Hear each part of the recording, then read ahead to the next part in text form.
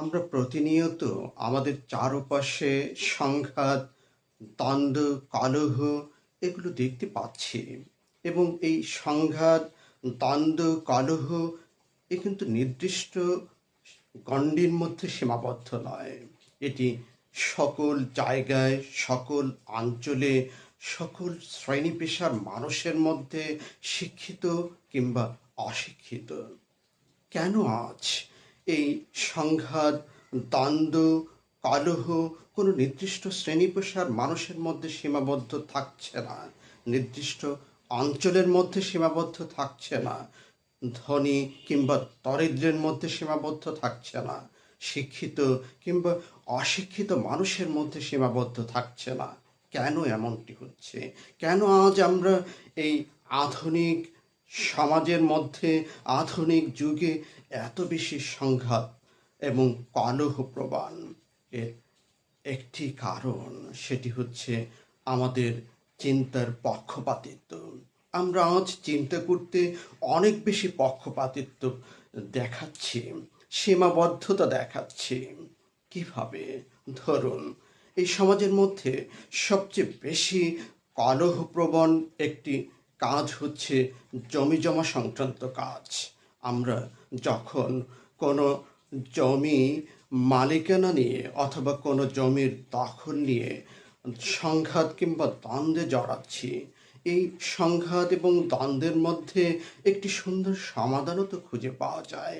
কিন্তু আমরা যেভাবে বিশ্বাস করছি, যেভাবে মতামত দিচ্ছি, তার উপর আমরা অকাট্য থাকি এবং আমাদের এই অকাট্য অবস্থান, আমাদের এই শিরোধার্য অবস্থান, আমাদের এই অপরিবর্তনীয় অবস্থান এই সংঘাতকে বাড়িয়ে দিচ্ছে।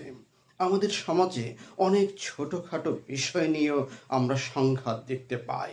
সে সংঘাতগুলো শুধু নিম্ন শ্রেণী মানুষের মধ্যে নয়, উচ্চ শ্রেণীর মানুষের মধ্যে, বিত্তবান মানুষের মধ্যেও আমরা দেখতে পাই। এর কারণ হচ্ছে আমরা যা চিন্তা করছি অথবা যা কিছু ভাবছি, যা কিছু আমরা জানি, সেটিকে অকাট্য হিসাবে জানি। আমাদের যে চিন্তাগুলো, তার বিপরীতে যে একটি চিন্তা থাকতে পারে অথবা এই চিন্তার বিপরীতমুখী চিন্তা থাকতে পারে, সেটিকে আমরা গ্রহণ করতে রাজি নই, আমরা গ্রহণ করতে চাচ্ছি না। যার ফলশ্রুতিতে সংঘাত, দ্বন্দ্ব দিন দিন বেড়েই যাচ্ছে। আবহমান কাল থেকে আমাদের মাঝে অনেক কথাই প্রচলিত, অনেক বাণী, অনেক প্রবাদ প্রচলিত। এই প্রবাদগুলো এসেছিল সমাজের কোনো বাস্তবতা থেকে, কোনো গুণীজন থেকে, অথবা কোনো মনীষী থেকে, অথবা নির্দিষ্ট গণ্ডি থেকে। এবং আমরা এগুলোও দেখতে পাই, একটি প্রবাদ কিংবা একটি বাণীর বিপরীতমুখীও একটি বাণী দেখতে পাই। তার কারণ কি? কারণ হচ্ছে বিভিন্ন সামাজিক বাস্তবতায়, বিভিন্ন পরিসরের মধ্যে একটি সত্যকে অকাট্য প্রমাণিত হয়েছে, কিন্তু কিছু কাল পরে অথবা সমসাময়িক সময় আবার অন্য বাস্তবতায় আরেকটিকে অকাট্য প্রমাণিত হয়েছে। এই বাণী, এই সকল কিছুই আমাদের চিন্তার ফলাফল এবং এই চিন্তাগুলো কখনো কখনো ব্যতিক্রমী হতে পারে। বিপরীত চিন্তার মধ্যে একটি সৌন্দর্য আছে, যে সৌন্দর্যগুলো আমাদের খুঁজে বের করতে হবে।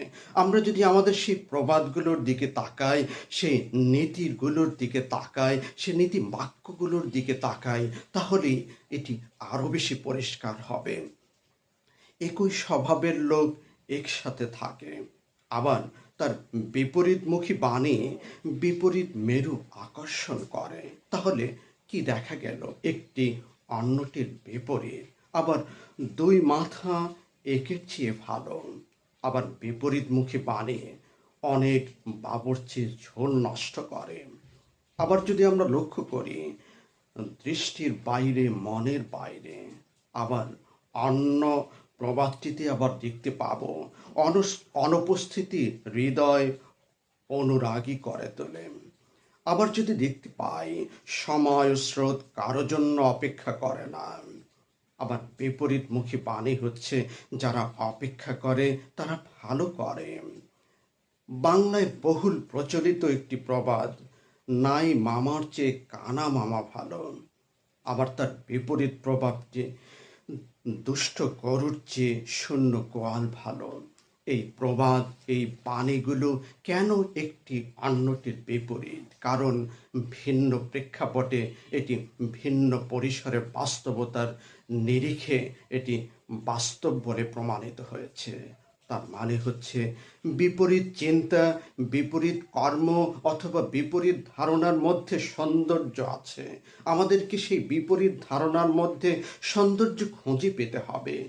এই সমাজের মধ্যে যত বেশি মতের বিরোধ থাকবে তত বেশি সৌন্দর্য আমরা খুঁজে পাব। কিন্তু আমরা আমাদের নিজেদের মতকে যখন অকাট্য প্রমাণ করব, নিজেদের মতকে যখন শিরোধার্য হিসাবে জানা শুরু করব এবং আমাদের এই চিন্তার যে সীমাবদ্ধতা যত বেশি আমরা বাড়াবো, চিন্তার পক্ষপাতিত্ব আমরা যত বেশি বাড়াবো, এই সংঘাত, এই কলহ তত বেশি এই সমাজের মধ্যে থাকবে।